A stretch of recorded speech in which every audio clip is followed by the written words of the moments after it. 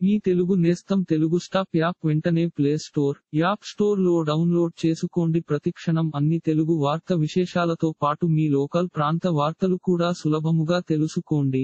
ఆంధ్రప్రదేశ్ రాష్ట్రంలో మరో 2 నెలలలో ఎన్నికలు జరగనున్నాయి. ఈ ఎన్నికలకు తెలుగుదేశం మరియు జనసేన పార్టీలు పొత్తులు పెట్టుకోవడం జరిగింది.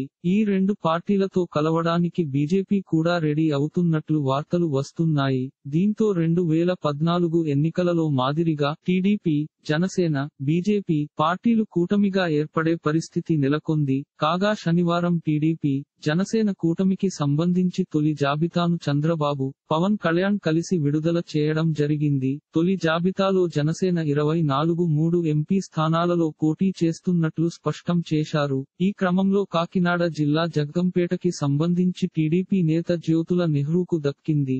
దీంతో మనస్తాపం చెందిన జనసేన నేత పాటంశెట్టి సూర్య చంద్ర బోరున విలపించారు. టికెట్ ఆశించడం మన తప్పు. మనలాంటి రబ్బరు చెప్పులు వేసుకునే వాళ్ళు ఎమ్మెల్యే టికెట్లు కోరుకోకూడదు.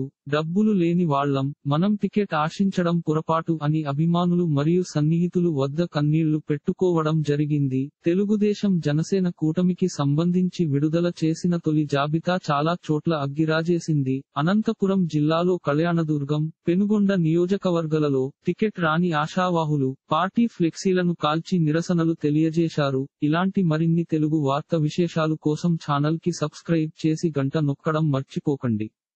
ఈ వీడియోని తోటి మిత్రులకి షేర్ చేయండి. మీ అభిప్రాయాన్ని కామెంట్ లో తెలపండి.